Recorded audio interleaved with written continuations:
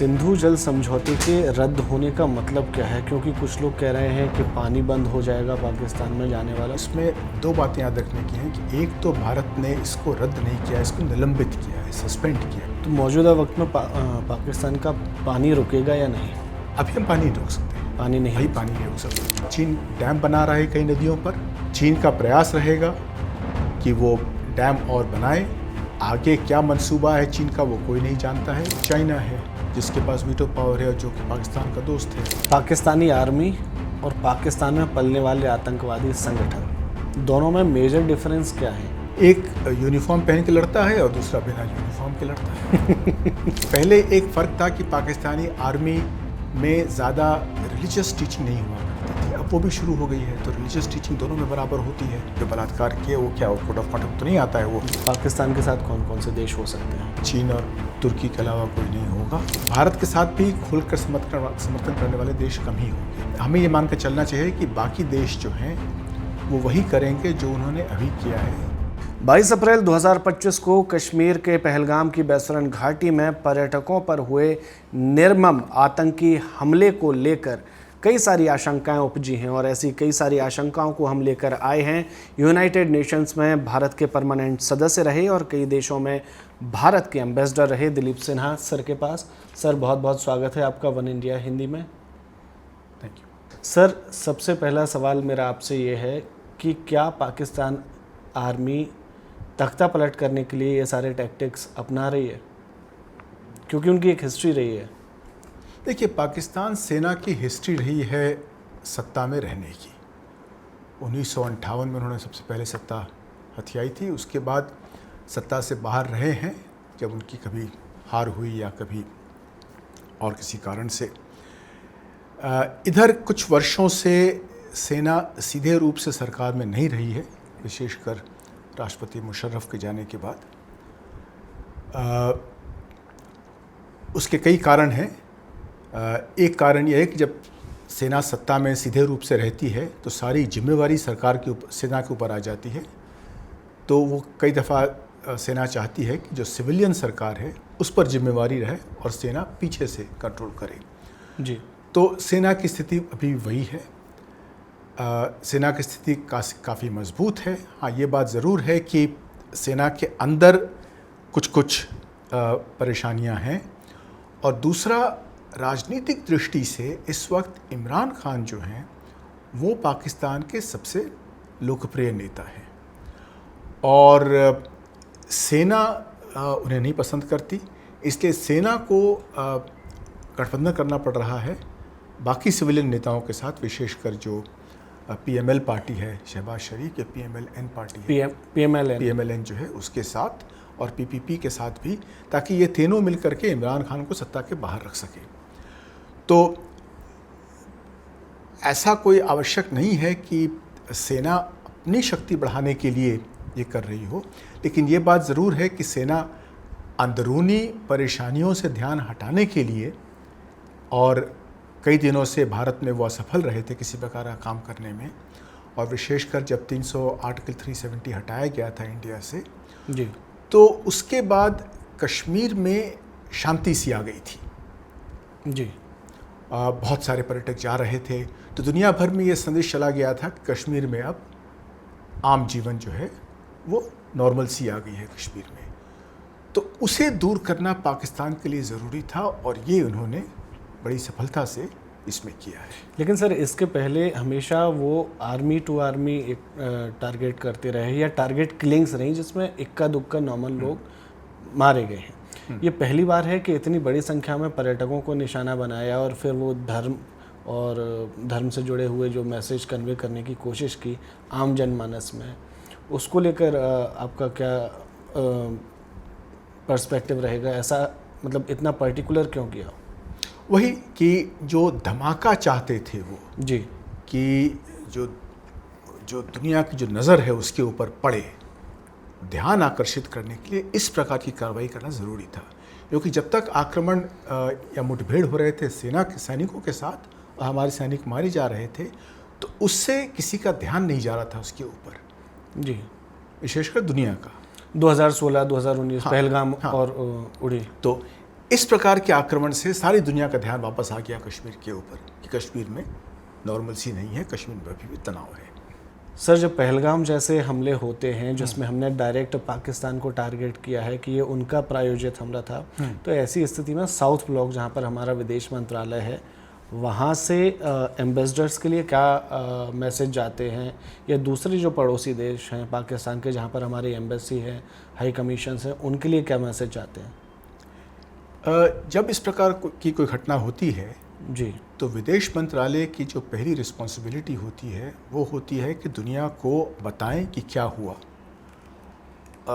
जो भी हमारे पास सबूत होते हैं या जो भी हमारे पास शक होता है कि पाकिस्तान का हाथ है, वो हम प्रस्तुत करते हैं और दुनिया को बताते हैं कि किस प्रकार ये आतंकवाद भारत में पाकिस्तान करवा रहा है, ताकि पाकिस्तान के खिलाफ यदि कोई कार्रवाई करनी पड़े हमें,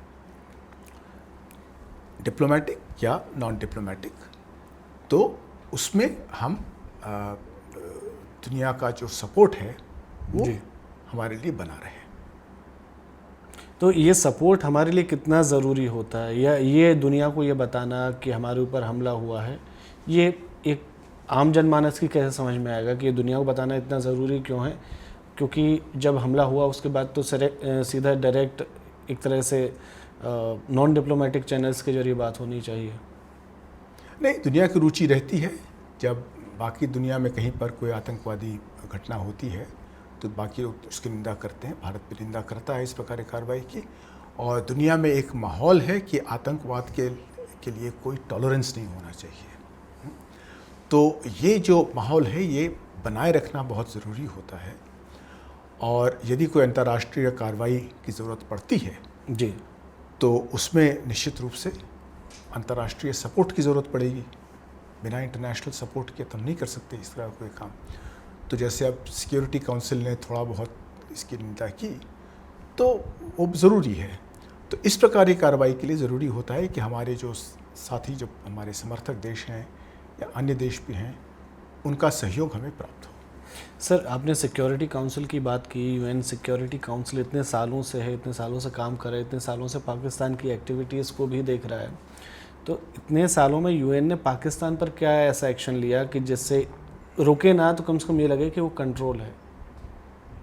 देखिए, सिक्योरिटी काउंसिल की अपनी क्षमताएं हैं, अपनी सीमाएं हैं, जिसके बाहर वो नहीं जा सकता है। सिक्योरिटी काउंसिल तो मेंबर स्टेट्स का ही एक संगठन है, और उसमें जो 5 स्थायी सदस्य हैं, जो P5 जिनको बोलते हैं, उनके पास वीटो पावर है, और उन P5 में एक चाइना है जिसके पास वीटो पावर है और जो कि पाकिस्तान का दोस्त है। तो ऐसी परिस्थिति में सिक्योरिटी काउंसिल से हमें ज़्यादा उम्मीद नहीं रखनी चाहिए, लेकिन फिर भी जब कोई बड़ी घटना होती है तो चीन को भी ये स्वीकार करना पड़ता है कि सिक्योरिटी काउंसिल को उसकी निंदा करनी चाहिए, और सिक्योरिटी काउंसिल करता है।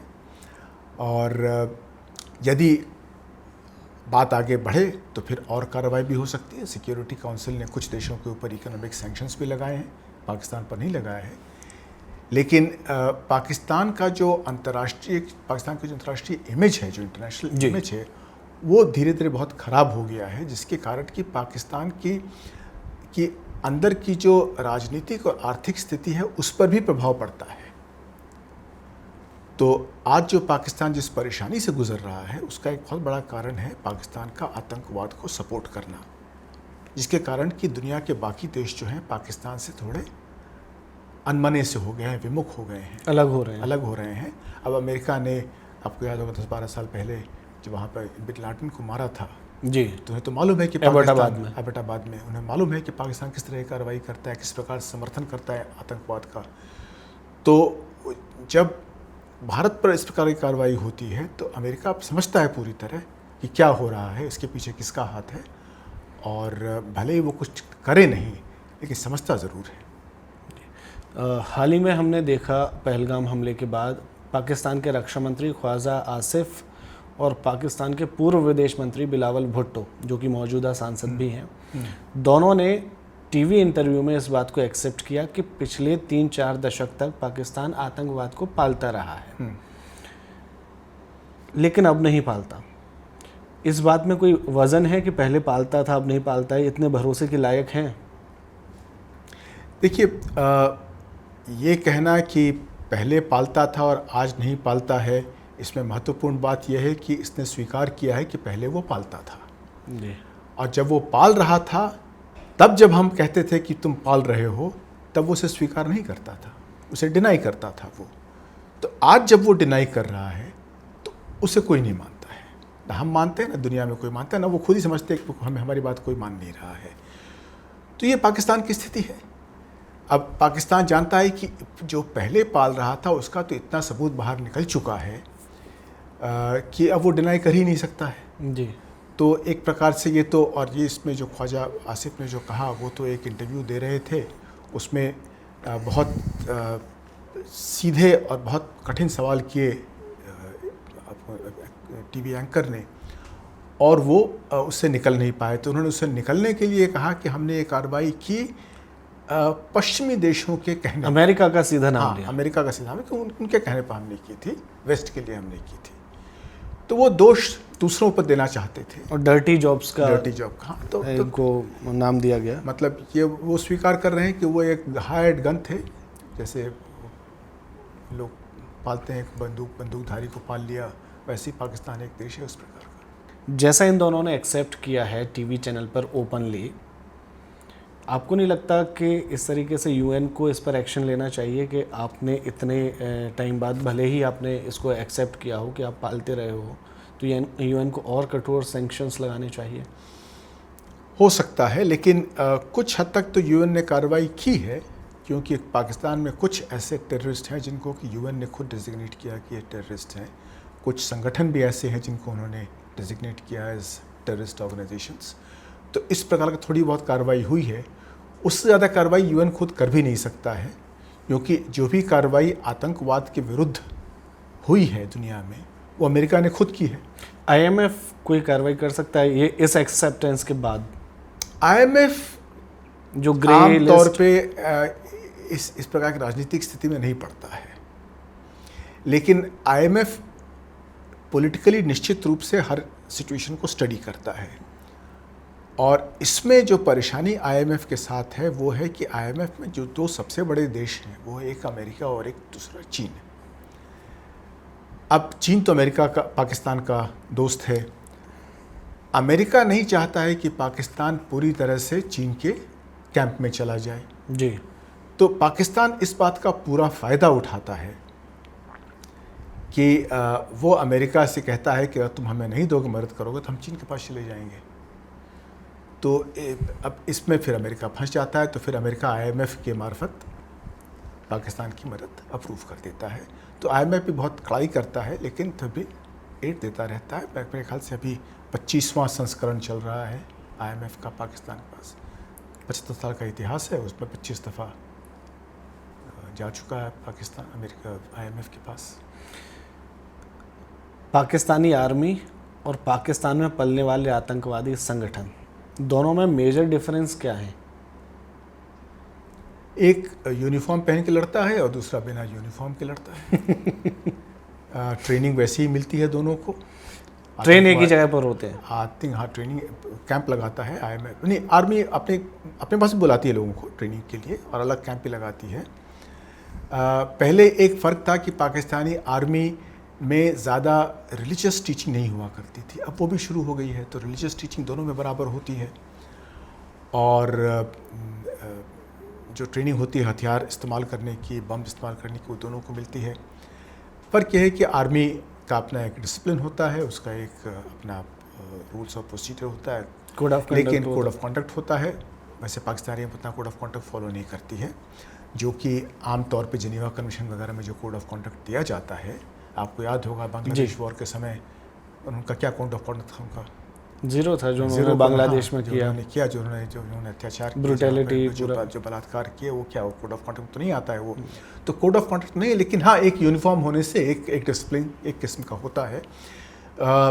आतंकवादी जो होते हैं उनको ट्रेनिंग वहीं से मिलती है, फंडिंग वहीं से मिलती है, आदेश वहीं से मिलते हैं, और वो चोरी छुपे भारत में घुसाते हैं और यहाँ पर आकर वो घूमते रहते हैं। फिर जब उन्हें आदेश मिलता है तो वो कार्रवाई करते हैं। चीन इस मामले में, इस टेंशन भरे माहौल में पाकिस्तान की कितनी मदद कर सकता है और क्या क्या कर सकता है? चीन पाकिस्तान की बहुत मदद करता है। अभी हाल में जो रेजोल्यूशन तो नहीं था, वो प्रेस स्टेटमेंट जो इशू किया सिक्योरिटी काउंसिल ने पहलगाम के आक्रमण पर, तो उसमें भी पाकिस्तान ने जो रेफरेंस था TRF का वो निकलवा दिया। तो उसमें खैर पाकिस्तान स्वयं सदस्य है, लेकिन पाकिस्तान का अपना दम इतना नहीं है कि वो इस प्रकार का परिवर्तन कर सके स्टेटमेंट में, वो चीन ने करवाया होगा। तो इस प्रकार का समर्थन चीन देता रहता है। उसके अलावा पाकिस्तान की जो पूरी जो हथियार की जो इंडस्ट्री है, जो आयुध, वो सारी चीन से आती है। चीन तो जो पाकिस्तान ऑर्डिनेंस फैक्ट्री बस नाम का है अभी, वहाँ से आते हैं, वो बनाते हैं आकर के, आप वहाँ से सीधा बेचते हैं या आप यहाँ मैन्युफैक्चर करते हैं। पाकिस्तान की अपनी टेक्नोलॉजी तो है नहीं जी। तो आपको याद होगा कि जब 1998 में जब इंडिया ने बम टेस्ट किया, न्यूक्लियर टेस्ट किया था, तो इंडिया ने न्यूक्लियर टेस्ट किया था मई के शुरू में 9-10-11 तारीख को, और पाकिस्तान ने टेस्ट किया मई के अंत में। तो 20 दिनों में उन्होंने बम तैयार कर लिया। काफ़ी कैपेबल बहुत कैपेबल हैं। और जैसे ही इंडिया ने टेस्ट किया, पाकिस्तान लीडर चीन गए थे। तो अब बाकी आप हिसाब जोड़ लीजिए अपना। अगर जंग जैसी स्थिति बनती है तो भारत के साथ कौन कौन से देश हो सकते हैं और पाकिस्तान के साथ कौन कौन से देश हो सकते हैं? देखिए, पाकिस्तान का समर्थन करने वाले देश तो बहुत कम होंगे, मेरे ख्याल से चीन और तुर्की के अलावा कोई नहीं होगा। लेकिन भारत के साथ भी खुलकर समर्थन करने वाले देश कम ही होंगे, हमें ये मान के चलना चाहिए। अगर चीन उस साइड खड़ा होगा तो क्या रशिया इस साइड खड़ा हो सकेगा? रशिया क्वाइटली कर सकता है, लेकिन खुले तौर पर शायद नहीं आएगा। हमें यदि लड़ाई होती है तो हमें लड़ाई खुद करनी होगी। 71 जैसी स्थिति में नहीं होगा रशिया, जिस तरह से उसने खुलकर समर्थन किया था उस दौरान। खुलकर समर्थन किया था, रूस ने हमारा सपोर्ट भी किया था। और यदि चीन का खतरा बढ़ता है तो निश्चित रूप से फिर हमें समर्थन की ज़रूरत पड़ेगी। लेकिन हमें ये मान कर चलना चाहिए कि बाकी देश जो हैं वो वही करेंगे जो उन्होंने अभी किया है, कि भारत को अपील करेंगे कि आप शांतिपूर्वक तरीके से, डिप्लोमेटिक रास्ते से इस मामले को बातचीत से हल करिए। यही अपील सारे देश करेंगे दुनिया के। तो हमें ये मानकर चलना चाहिए कि हमें ये लड़ाई खुद लड़नी होगी अपने दम पर। सिंधु जल समझौते के रद्द होने का मतलब क्या है? क्योंकि कुछ लोग कह रहे हैं कि पानी बंद हो जाएगा पाकिस्तान में जाने वाला, और कुछ लोग ये कह रहे हैं कि जो डेवलपमेंट प्रोजेक्ट्स सिंधु पर भारत की तरफ चलते थे या पाकिस्तान की तरफ चलते थे, तो दोनों साइड के जो ऑफिसर्स हैं वो जाकर एक दूसरे की तरफ देख सकते थे। सिर्फ वो बंद होगा, पानी बंद नहीं होगा। देखिए, सिंधु जल संधि जो है ये कॉम्प्लिकेटेड संधि है। इसमें दो बातें याद रखने की हैं कि एक तो भारत ने इसको रद्द नहीं किया, इसको निलंबित किया है, सस्पेंड किया है। जी, जो ऑफिशियल फ्रेज है वो है कि we have kept it in abeyance. इसमें इस संधि का कोई एक्सपायरी डेट नहीं है। नॉर्मली हर ट्रीटी में कुछ ना कुछ होता है, रिव्यू का प्रोविज़न होता है। इसमें रिव्यू का प्रोविज़न निश्चित रूप से है, हमें बातचीत से कर सकते हैं। और भारत ने प्रस्ताव दिया था पाकिस्तान को पिछले वर्ष कि हमें ये ट्रीटी, इसमें संशोधन करना चाहिए, लेकिन पाकिस्तान ने उसको अस्वीकार कर दिया। ये कहना बिल्कुल ठीक है कि भारत चाहे उसे अबेयंस में रखे या उसे रद्द कर दे, पानी हम तुरंत नहीं रोक सकते हैं। पानी रोकने के बहुत मुश्किल तरीके होते हैं, डैम बनाना पड़ता है, कैनाल बनाने पड़ते हैं। और जम्मू कश्मीर में जो नदियां हैं, जम्मू कश्मीर और लद्दाख में तीन नदियां, नहीं, तीन तो हिमाचल और पंजाब में हैं जी। तो सतलज, ब्यास और रावी जी, ये तो भारत के हिस्से में आई जी। इनमें लगभग 20% पानी है।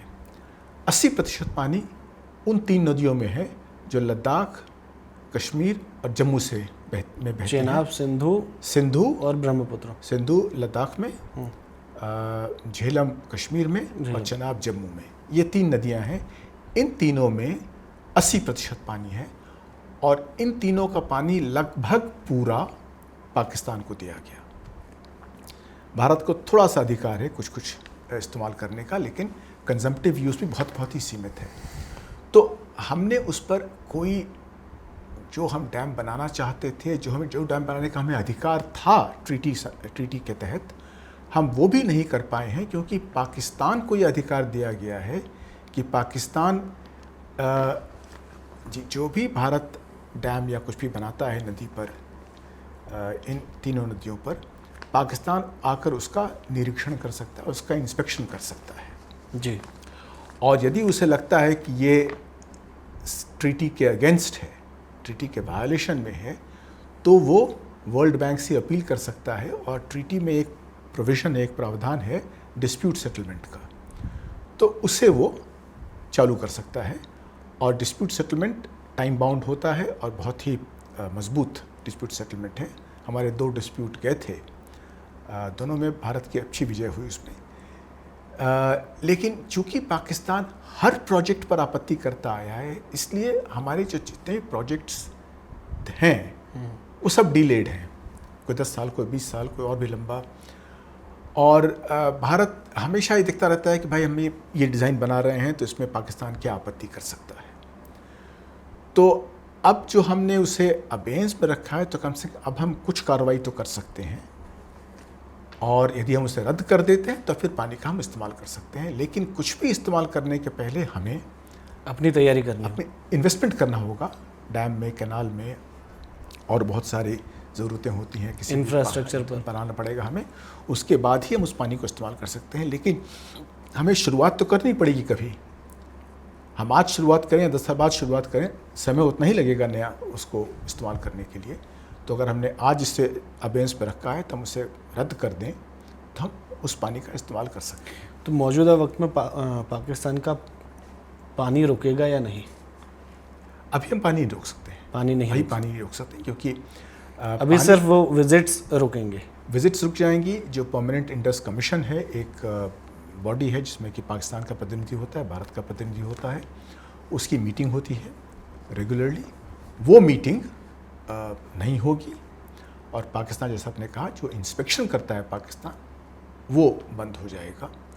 लेकिन हमें हमेशा ध्यान रखना होगा कि अगर ट्रीटी वापस रिज्यूम हो जाती है तो जो भी हम इस पीरियड में करते हैं उसे हमें हटाना पड़ेगा।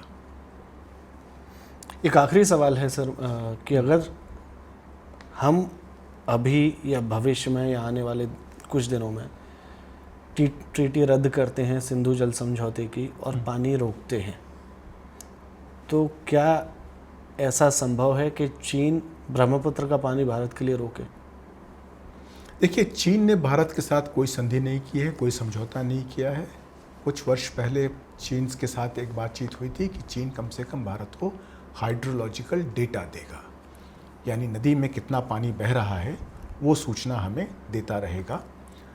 उसने गलवान के बाद वो सूचना देना भी बंद कर दिया है। तो चीन की तो कोई संधि नहीं है किसी देश के साथ, भारत के साथ भी नहीं है। इसलिए चीन डैम बना रहा है कई नदियों पर। चीन का प्रयास रहेगा कि वो डैम और बनाए। आगे क्या मंसूबा है चीन का वो कोई नहीं जानता है। वो शायद चीन पानी लेकर किसी और निकाल ले जाए, क्योंकि चीन के पास क्षमता बहुत है डैम बनाने की और पानी ले जाने की। तो अगर भारत कोई कार्रवाई करता है तो चीन पर उसका असर इसलिए नहीं पड़ेगा क्योंकि चीन तो ऑलरेडी वो कार्रवाई कर रहा है। चीन तो सर इससे आगे भी तो जा सकती है उसकी कार्रवाई। और क्या कर सकता है वो? चीन डैम बना ही रहा है, उसे पानी निकालने की क्षमता उसमें है। हाँ, तिब्बत से पानी चीन ले जाना आसान काम नहीं है, लेकिन अगर तकनीकी दृष्टि से संभव हो चीन के लिए तो वो कर देगा, भारत से पूछेगा नहीं वो। तो ये मान के चलना कि अगर हम सिंधु ट्रीटी को हम रद्द करते हैं तो चीन कोई ट्रीटी रद्द कर देगा, ये हो ही नहीं सकता, क्योंकि चीन की कोई ट्रीटी नहीं इंडिया के साथ। जी, यानी कि जो लेगा वो एक्शन ही लेगा। वो तो ले रहा है, लेगा क्या? वो तो वर्तमान काल में उसका एक्शन तो हो रहा है। उसका डैम तो बहुत अनाउंस कर दिया है कि मैं डैम बना रहा हूँ। डैम, और चीन का आपको मालूम है कि चीन जो डैम बनाता है वो बड़ी जल्दी बनाता है, बहुत कम समय। जितने महीनों में हम अपना DPR तैयार करते हैं, ड्राफ्ट प्रोजेक्ट रिपोर्ट तैयार करते हैं, उतने में चीन प्रोजेक्ट तैयार कर लेता है। ये चीन की विशेषता है। चीन का मुकाबला दुनिया में कोई देश नहीं कर सकता है इस मामले में, हम तो कभी भी नहीं कर सकते। बहुत बहुत आभार सर वन इंडिया के साथ आपका जुड़ने के लिए और हमारे दर्शकों की बहुत सारी क्यूरियोसिटीज़ को दूर करने के लिए। Subscribe to One India and never miss an update.